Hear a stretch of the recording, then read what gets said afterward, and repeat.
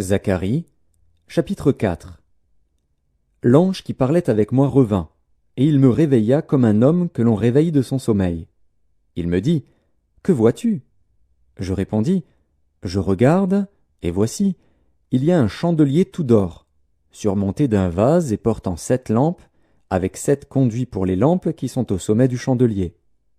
Et il y a près de lui 2 oliviers, l'un à la droite du vase et l'autre à sa gauche. » Et reprenant la parole, je dis à l'ange qui parlait avec moi, « Que signifient ces choses, mon Seigneur ?»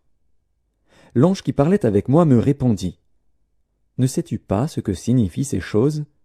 Je dis, « Non, mon Seigneur. » Alors il reprit et me dit, « C'est ici la parole que l'Éternel adresse à Zorobabel. Ce n'est ni par la puissance, ni par la force, mais c'est par mon esprit, dit l'Éternel des armées. Qui es-tu, grande montagne, devant Zorobabel? Tu seras aplani. Il posera la pierre principale au milieu des acclamations. Grâce, grâce pour elle. La parole de l'Éternel me fut adressée en ces mots.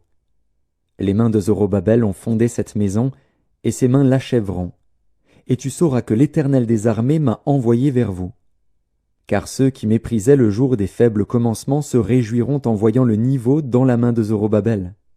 Ces 7 sont les yeux de l'Éternel, qui parcourent toute la terre. Je pris la parole et je lui dis, « Que signifient ces 2 oliviers, à la droite du chandelier et à sa gauche ?» Je pris une seconde fois la parole, et je lui dis, « Que signifient les 2 rameaux d'olivier, qui sont près des 2 conduits d'or d'où découle l'or ?» Il me répondit, « Ne sais-tu pas ce qu'ils signifient ?»